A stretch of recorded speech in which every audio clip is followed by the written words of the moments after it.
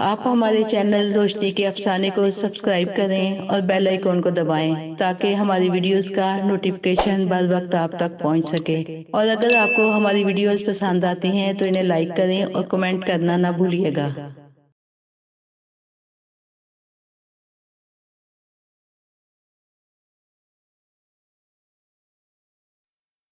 बिस्मिल्लाहिर्रहमानिर्रहीम। एक दफा का जिक्र है कि एक मुसलमान बादशाह था। उसकी कोई औलादे नरीना नहीं थी। उसकी कुल कायनात उसकी अकलौती बेटी थी। एक दिन का जिक्र है कि बादशाह और मलका आलिया अपने महल में सोने की तैयारी कर रहे थे कि एक चोर चोरी की नीयत से छुपता छुपाता हुआ महल की छत पर आ गया और इस इंतजार में छत पर बैठ गया कि मलिका और बादशाह जब सो जाएंगे तो 9 लाख वाला वो कीमती हार जो खूंटी पे लटका हुआ है वो मैं चोरी करके ले जाऊंगा। जाहिर है कि पुराना जमाना है कि बिजली वगैरह तो थी नहीं। बड़े बड़े रोशनदान कमरों में बने होते थे। मलका और बादशाह के दरमियान गुफ्तगू हो रही थी और वो चोर छत पर बैठा सुन रहा था। मलका आलिया कहती है, बादशाह सलामत, अल्लाह ने हमें कोई नरीना औलाद नहीं दी। हमारी कुल कायनात हमारी अकलौती बेटी है जो अल्हम्दुलिल्लाह जवान हो चुकी है। हमें उसकी शादी की फिक्र करनी चाहिए। बादशाह ने कहा, मलका आलिया, मैं अक्सर इस मसले में सोचता रहता हूँ, लेकिन बात आकर यहाँ रुक जाती है कि हमारी बेटी के लिए कोई बराबर का रिश्ता मिले तो हम उससे अपनी बेटी की शादी करें। मलका आलिया कहती है, बादशाह सलामत, आप एक इंतहाई नेक दिल इंसान हैं। आपकी सल्तनत की वारिस आपकी अकलौती बेटी है। आपको किसी बादशाह या शहजादे की क्या जरूरत है। आप किसी भी नेक नमाजी मुत्तकी नौजवान से अपनी बेटी का अक्द कर दें तो वो खुद ब खुद बादशाह बन जाएगा। बादशाह ये सुनकर बहुत खुश हुआ। कहने लगा, लेकिन कैसे पता चले कि कौन मुत्तकी नेक और नमाजी है। मलका आलिया कहती है कि इसका तरीका मैं आपको बताती हूँ।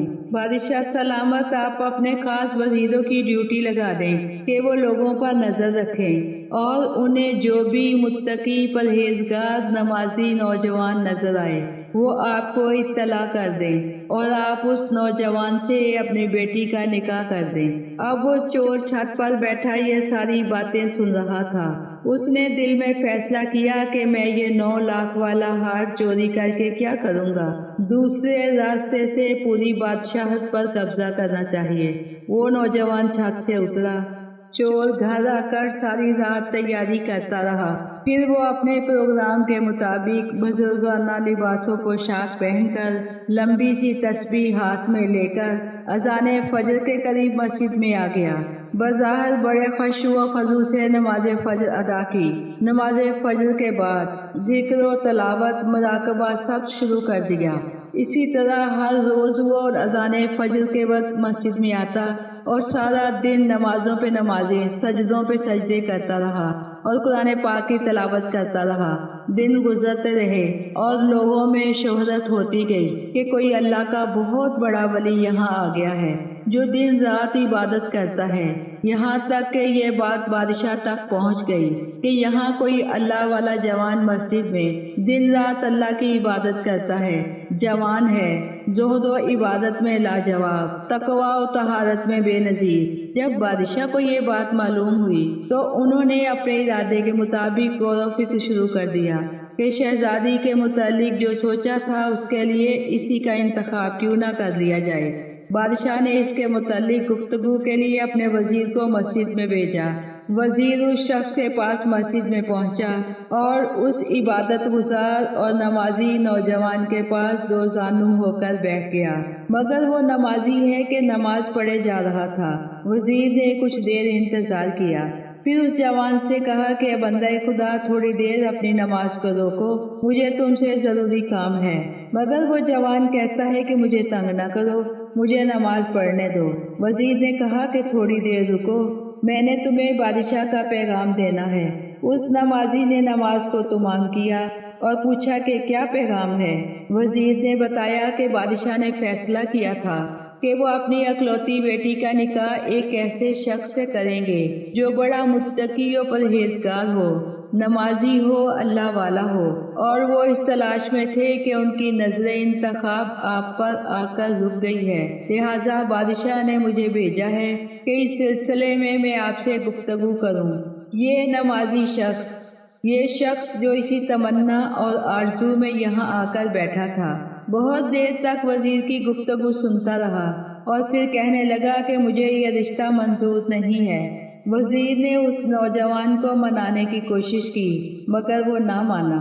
وزیر واپس آ کر بادشاہ سے کہنے لگا، بادشاہ سلامت، جس قدر اس جوان کے بارے میں سنا تھا وہ تو اس سے بڑھ کے نمازی نکلا، نمازوں پہ نمازیں، اور اس کے طویل سجدے دیکھ کر میں حیران رہ گیا ہوں، اور اس نے آپ کی بیٹی کا رشتہ بھی ٹھکرا دیا ہے۔